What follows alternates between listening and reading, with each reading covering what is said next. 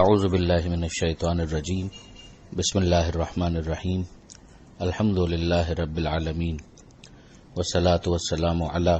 اشرف الانبیاء والمرسلین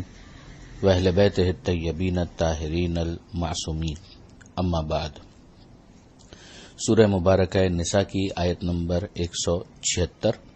اور اس کے بعد پھر سورہ مائدہ کی پہلی 2 آیتیں۔ بسم اللہ الرحمن الرحیم۔ یستفتونک قل اللہ یفتیکم فی الکلالہ ان امرؤ هلك ليس له ولد وله أخت فلها نصف ما ترك وهو يرثها إن لم يكن لها ولد فإن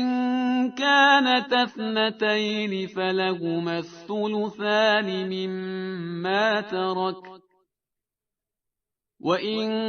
كَانُوا إِخْوَةً رِجَالًا وَنِسَاءً فَلِلذَّكَرِ مِثْلُ حَظِّ الْأُنثَيَيْنِ يُبَيِّنُ اللَّهُ لَكُمْ أَن تَضِلُّوا وَاللَّهُ بِكُلِّ شَيْءٍ عَلِيمٌ۔ سورہ نساء کی جو آخری آیت ہے اس میں ایک حکم شریعت ہے جسے پروردگار عالم بیان کر رہا ہے، اور اس شان کے ساتھ کہ یہ آپ سے حکم شرعی دریافت کرتے ہیں۔ قل، آپ کہہ دیجئے، اللہ یفتیکم فی الکلالہ، اللہ تمہیں کلالہ کے بارے میں حکم شرع بیان کرتا ہے، بتاتا ہے۔ تو اب یہاں پر جو موضوع ہے سوال کا وہ کلالہ ہے،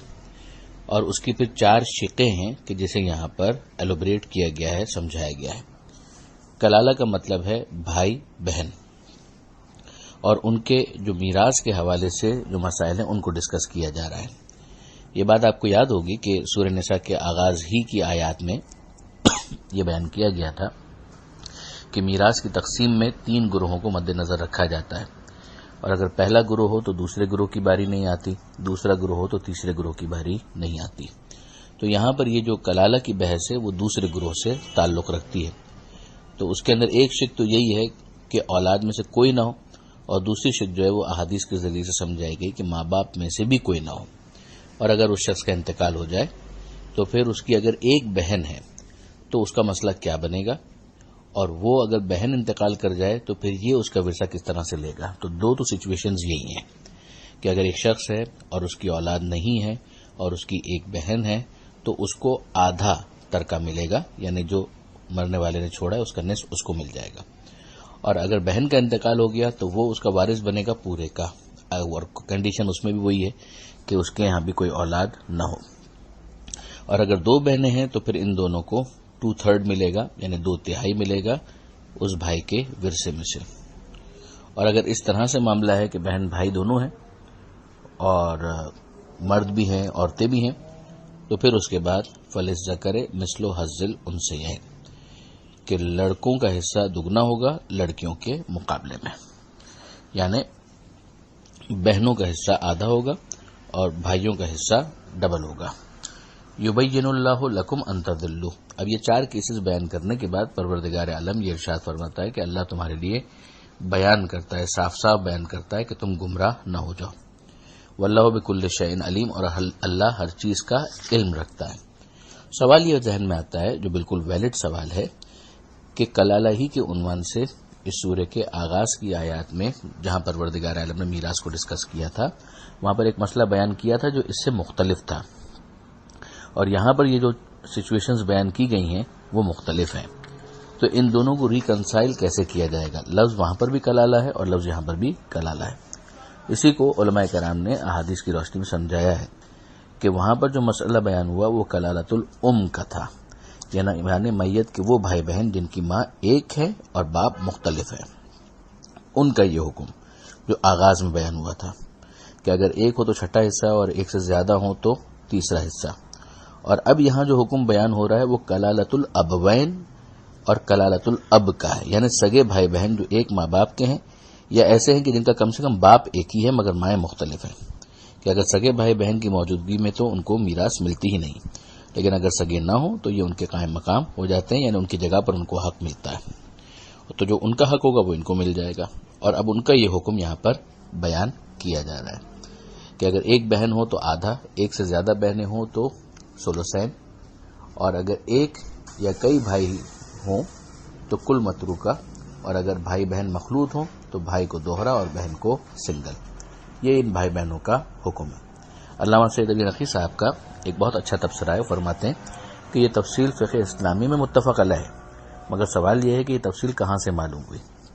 قرآن مجید میں تو دونوں جگہ کلالہ کی لفظ ہے۔ اس سے صاف ظاہر ہے کہ ماخذ احکام یعنی احکام کو ڈرائیو کرنے کی جو سورسز ہیں اس کے لیے قرآن اکیلا نہیں اتارا گیا، بلکہ قرآن کے ساتھ تفصیلات کے بیان کرنے کے لیے ایک دوسرے ترجمان کو مقرر کیا گیا تھا۔ پھر اگر آپ اس ترجمان کو چھوڑ کر تنہا قرآن کو کافی سمجھ لیں گے تو صحیح تعلیمات اسلام کہاں حاصل ہو سکتے ہیں؟ یہ بہت عمدہ تبصرہ ہے اور اس کیس کے اندر پوری طریقے سے ویلڈ بھی ہے۔ یہیں سے ہمیں آخری جو جملہ ہے اس کی بھی سمجھ آ جاتی ہے کہ یہ پروردگار نے جو یہ کہا کہ خدا تمہارے لیے صاف صاف بیان کر دیتا ہے کہ تم گمراہ نہ ہو جاؤ، جبکہ اللہ کو ہر چیز کا علم بھی ہے، تو صاف صاف بیان کیا کیا گیا؟ یہی بیان کیا گیا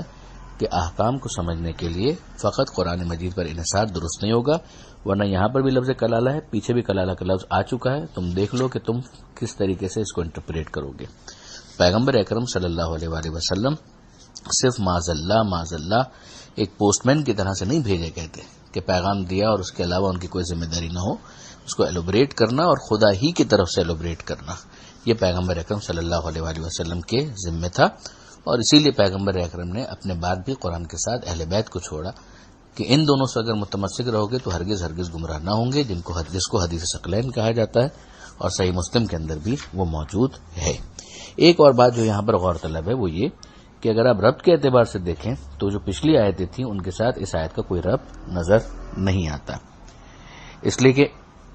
پیچھے جو گفتگو ہو رہی تھی وہ عیسائیوں کی رد میں تھی، حضرت عیسیٰ علیہ السلام کے اللہ کے بیٹے ہونے کے حوالے سے جو ان کے تصورات تھے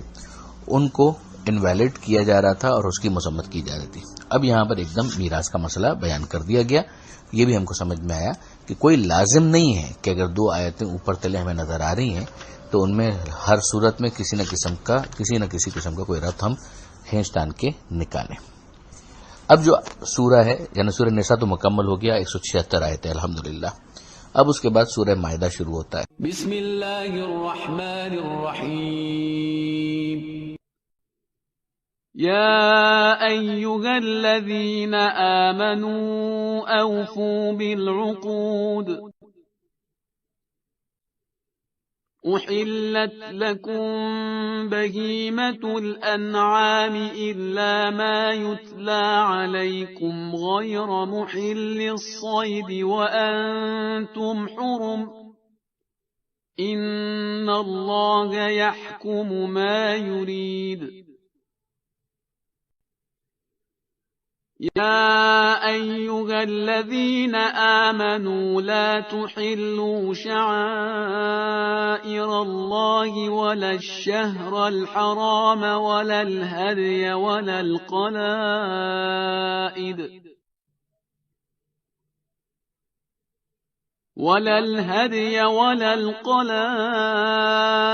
ولا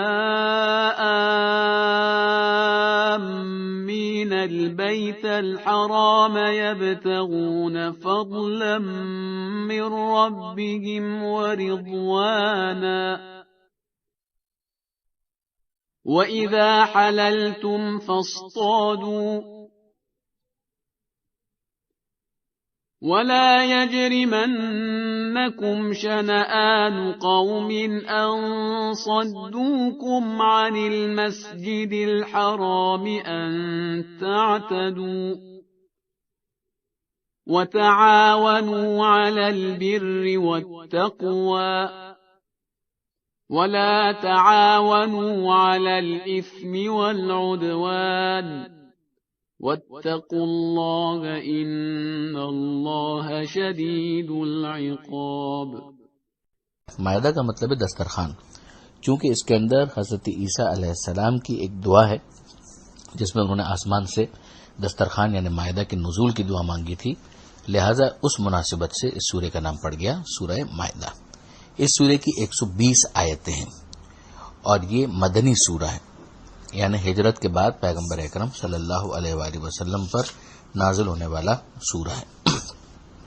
جو بسم اللہ الرحمن الرحیم کے بعد پہلی آیت ہے، ارشاد ہوتا ہے کہ یا ایھا الذین آمنوا اوفوا بالعقود، اے ایمان لانے والوں معاہدوں کو پورا کرو، یعنی اپنے جو وعدے ہیں ان کو پورا کرو۔ جو عقد ہے، عقد کا ویسے تو مطلب ہوتا ہے گرہ، لیکن چونکہ معاہدہ دو آدمیوں کو ایک بات کا پابند بنا دیتا ہے اس لیے اسے عقد کہتے ہیں۔ نکاح وغیرہ کو بھی عقد اسی اعتبار سے کہتے ہیں کہ وہ دو افراد کے درمیان ایک خاص قسم کا معاہدہ ہوتا ہے۔ اب یہ جو عقود کی لفظ ہے وہ سارے ایگریمنٹس اور کانٹریکٹس جو ہیں ان پر حاوی ہے جو لیجٹمیٹ ہوں۔ وہ ایگریمنٹ، وہ کانٹریکٹ، وہ عقد بھی جو بندوں کا اللہ کے ساتھ ہوتا ہے کہ وہ معبود ہیں، ہم عبد ہیں، لہذا اس کے احکام پر ہم عمل کریں گے، اور ایک شخص کا دوسرے شخص کے ساتھ بھی، ایک انسان کا دوسرے انسان کے ساتھ بھی، جس کی وجہ سے اس آیت قرآن سے فقہ کے بہت سے احکامات کو نکالا گیا ہے اور وہ اپنی جگہ پر ڈسکس ہوئے ہیں فقہ کی کتابوں کے اندر اور اصول فقہ کی کتابوں کے اندر۔ اور اسی سے ایک نتیجہ یہ بھی نکالا گیا ہے کہ فطری طور پر معاہدے کا بنیادی تقاضا یہ ہے کہ اس کی پابندی ضروری ہے اور انسان کو اس کی مخالفت کی اجازت نہیں ہے۔ اب اگر آپ دیکھیں تو یہ جملہ بھی اپنی جگہ پر مستقل ہے یہاں تک، مگر یہاں پر آیت کو مکمل نہیں کیا گیا، اور اس کے بعد کا جو جملہ ہے اس کو بھی ملا کر پھر ایک آیت شمار کیا گیا۔ یہ باتیں سمجھنا بہت ضروری ہے تاکہ کسی قسم کی کوئی کنفیوژن نہ ہو۔ ارشاد ہوتا ہے کہ احلت لکم بہیمۃ الانعام، کہ تمہارے لیے چوپائے کی قسم کے جو مویشی ہوتے ہیں وہ تمہارے لیے عموماً حلال کر دیے گئے ہیں۔ اب ظاہر ہے کہ عمومی طور پر اس کے ذریعے سے گوشت خوری یا گوشت سے استفادے کے حوالے سے جو اسلام کا موقف ہے اس کو بیان کر دیا گیا کہ یہ تمہارے لیے حلال ہے۔ الا ما یتلی علیکم، مگر وہ جو تمہارے لیے بیان کر دیے جائیں گے وہ ایکسیپشنز ہوں گے اور ان کے ذریعے سمجھ میں آ جائے گا کہ یہ ساری چیزیں حرام ہیں۔ غیر محل الصید وانتم حرم، مگر تم حلال نہ سمجھ لینا شکار کو جبکہ تم حالت احرام میں ہو۔ اب ایک انسان عمرے پر گیا ہے، حج پر گیا ہے اور حالت احرام میں ہے تو اگرچہ وہ چوپائے عام حالات کے اندر اس کے لیے حلال ہوتے اگر ان کو دوسری شرائط کے ساتھ ذبح کر لیا جاتا، لیکن حالت احرام کی وجہ سے ایک الگ حکم آ گیا کہ انسان احرام کی پابندیوں کی وجہ سے نہ شکار کر سکتا ہے اور اگر شکار کیا ہوا گوشت ہے تو اس سے استفادہ بھی نہیں کر سکتا۔ ان اللہ یحکم ما یرید، اللہ تمہیں حکم دیتا ہے جیسا وہ چاہتا ہے۔ اگلی آیت جو دوسری آیت ہے اس میں ارشاد ہوتا ہے یا ایھا الذین آمنوا، اے ایمان لانے والوں لا تحلوا شعائر اللہ، شاعر خدا کی حرمت کو برباد نہ کرو، یعنی وہ جو اللہ کی نشانیاں ہیں، جیسے کہ ہم سورہ بقرہ میں پڑھ چکے ہیں کہ ان الصفا والمروہ من شعائر اللہ، کہ یقیناً صفا اور مروہ جو ہیں اللہ کے شعائر میں سے ہیں، اللہ کی نشانیوں میں سے ہیں، جن کے ذریعے سے انسان کو خدا کی یاد کی طرف متوجہ کیا گیا ہے، اس لیے کہ اس کے پیچھے ایک داستان جڑی ہوئی ہے۔ اسی طرح سے ہم سورہ حج میں دیکھیں گے کہ والبدن جعلناها لکم من شعائر اللہ، کہ اللہ نے جو قربانی کا جانور ہوتا ہے، اونٹ ہوتا ہے، اس کو بھی شاعر اللہ میں شمار کیا ہے کہ اس کے ذریعے سے اللہ کی یاد دلائی گئی ہے۔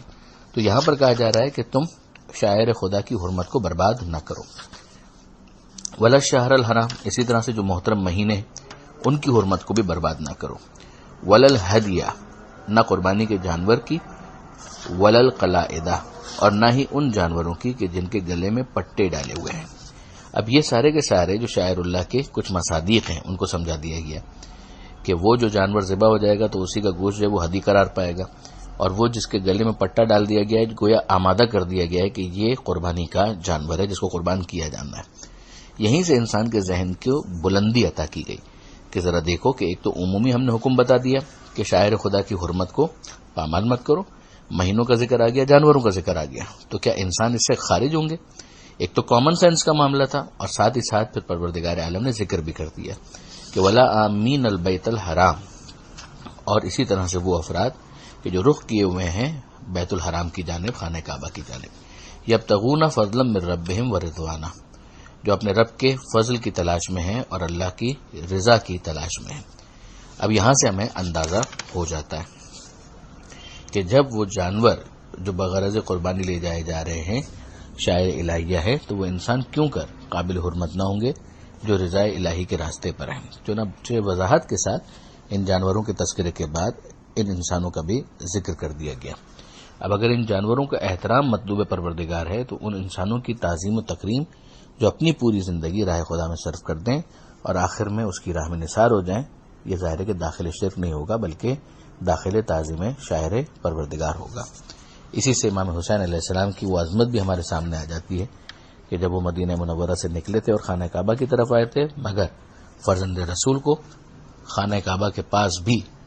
جو کہ وہ جگہ ہے کہ جو امن و امان کی جگہ ہے اور جس کی حرمت بتائی گئی ہے، مگر ہم جانتے ہیں کہ دشمنوں نے اور یزیدی افواج نے حاجیوں کے بھیس میں قتل کے منصوبے بنائے اور امام حسین علیہ السلام حرم کی حرمت کو بچانے کے لیے مکہ معظمہ اور حرم سے باہر تشریف لے گئے اور بالآخر کربلا میں ان کی شہادت ہوئی۔ پروردگار عالم فرماتا ہے کہ ان کی حرمت کو بھی ضائع نہ کیا جائے۔ وَإِذَا حَلَلْتُمْ فَاصْطَادُوا، اور جب تم احرام کی حالت سے باہر آ جاؤ تو اب تم شکار کر سکتے ہو۔ اب یہ ظاہر ہے کہ اس پچھلے حکم کی کچھ وضاحت آ رہی ہے کہ جو احرام کی حالت میں تمہارے اوپر شکار کی پابندی تھی وہ پابندی ختم ہو جائے گی۔ آگے مزید سمجھایا جا رہا ہے کہ وَلَا يَجْرِمَنَّكُمْ شَنَآنُ قَوْمٍ أَن صَدُّوكُمْ عَنِ الْمَسْجِدِ الْحَرَامِ أَن تَعْتَدُوا، کسی قوم کی دشمنی تمہیں اس بات پر آمادہ نہ کرے کہ تم ان کے ساتھ زیادتی کرو۔ اگر دشمنی ہے اور لیجیٹیمیٹ دشمنی بھی ہے کہ مثلا انہوں نے تمہارا راستہ روک لیا تھا مسجد حرام کے تک پہنچنے کے لیے، تو بھی تمہیں اس بات کی اجازت نہیں ہے کہ تم ان کے اوپر ظلم کرو۔ ظلم کو خدا پسند نہیں کرتا، یہ ہے اسلام کی پالیسی۔ وَتَعَاوَنُوا عَلَى الْبِرِّ وَالتَّقْوَىٰ، نیکی اور تقوی کے کاموں میں ایک دوسرے کی مدد کرو۔ وَلَا تَعَاوَنُوا عَلَى الْإِثْمِ وَالْعُدْوَانِ، اور جو گناہ کے کام ہیں، ظلم کے کام ہیں، ان میں ایک دوسرے کا ساتھ نہ دو۔